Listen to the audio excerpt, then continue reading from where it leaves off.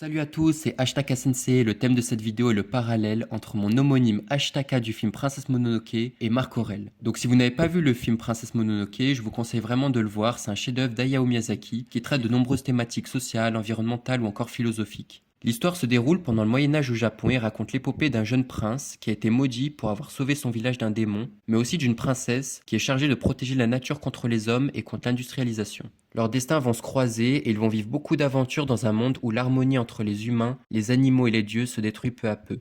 Maintenant, qui est Marc Aurèle? Eh bien, c'est un empereur romain du IIe siècle qui est considéré par beaucoup comme l'un des empereurs les plus sages de Rome et l'un des plus grands philosophes stoïciens. Il a d'ailleurs écrit un recueil de notes que je vous conseille vraiment de lire et qui s'appelle Penser pour moi-même. C'est assez court, donc ça permet de se faire rapidement une idée de cette philosophie. Donc la philosophie en question, c'est le stoïcisme, c'est une école de pensée qui valorise la raison, la vertu et la sagesse. Elle encourage les gens à être forts et à rester calmes même dans les moments les plus difficiles, en utilisant leur raison plutôt que leurs émotions.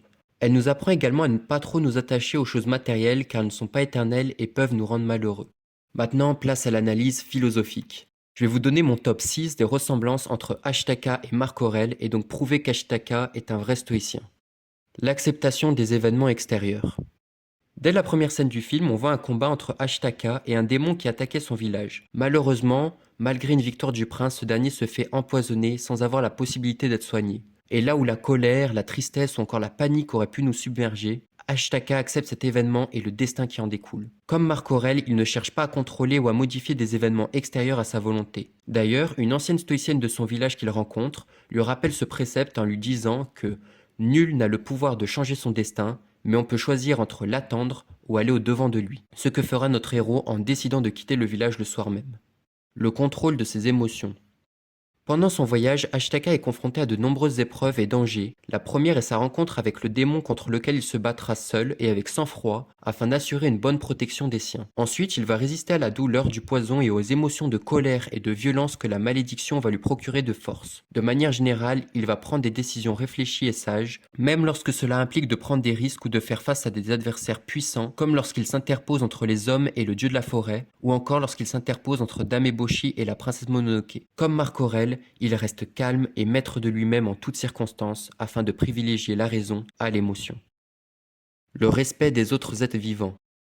La philosophie stoïcienne met également l'accent sur le respect pour les autres êtres vivants, qu'il s'agisse d'animaux ou d'humains. Dans le film, Ashtaka respecte les esprits de la nature ainsi que les autres personnages, même lorsqu'ils ont des visions différentes de la sienne. Il ne se positionne dans aucun camp, il évite le plus possible les combats, il essaie d'améliorer les personnages qu'il rencontre et surtout, il cherche à comprendre les forces qui s'affrontent dans la forêt et à trouver un moyen de les réconcilier. Les stoïciens enseignent aussi que l'individu ne peut trouver le bonheur et la sagesse qu'en faisant partie d'une communauté. On retrouve ce bonheur dans le village d'Ashtaka, dans la forge de Dame Eboshi, notamment avec les femmes et les lépreux, et enfin avec San et les dieux de la forêt. Le respect de la nature. En parlant de forêt, Marc Aurèle considère aussi que la nature est un guide important pour la vie humaine et il prône l'harmonie avec le monde naturel. Dans le film, le personnage de la princesse Mononoke incarne cette philosophie en tant que protectrice de la forêt et des esprits de la nature contre les actions humaines néfastes. Ces esprits de la nature sont d'ailleurs présentés comme des êtres qui vivent simplement et en harmonie avec la nature, sans chercher à s'enrichir ou à dominer les autres. L'acceptation de la mort. Les stoïciens considèrent que la mort fait partie de l'ordre naturel des choses et qu'il faut l'accepter sans crainte. Dans le film, contrairement à l'empereur qui veut couper la tête du dieu cerf afin de devenir immortel, Ashtaka accepte le fait qu'il soit condamné à mort et ne cherche pas à prolonger sa vie à tout prix, mais plutôt à tenter de rendre le monde meilleur pour les autres tant qu'il le peut. Il fait d'ailleurs preuve d'une grande persévérance. Comme Marc Aurèle, Ashtaka, entre deux batailles, prend le temps de tout faire, tout dire et tout penser en homme qui peut sortir à l'instant de la vie. D'ailleurs, pendant son voyage, Jiko, le chasseur, lui enseigne qu'on meurt tous un jour, qu'on soit mendiant ou empereur. San lui rappelle aussi que la seule différence dépend que ce jour soit tôt ou tard, ce qui l'encourage à accepter son destin. La recherche de la sagesse.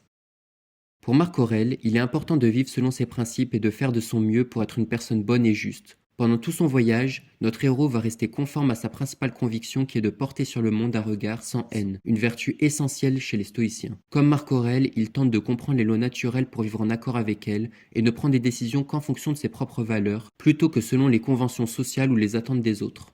En somme, la philosophie stoïcienne transparaît dans le personnage d'Ashtaka dans le film Princesse Mononoke à travers son self-control, son acceptation des événements et son respect pour les autres êtres vivants. Ces valeurs sont en ligne avec les principes stoïciens de la vertu, de la sagesse et de la tempérance, et lui permettre de vivre simplement et heureux. Tout comme Madara et Naruto, Ashitaka nous prouve qu'il est un grand philosophe et nous pousse à questionner le monde qui nous entoure. Voilà, ce sera tout pour cette vidéo, j'espère que ça vous aura plu. N'hésitez pas à lâcher un pouce bleu et à partager si vous avez kiffé. Allez, à bientôt, prenez soin de vous, et comme dit l'élève de Marc Aurèle, portez sur le monde un regard sans haine. C'était Ashtaka Sensei à votre service.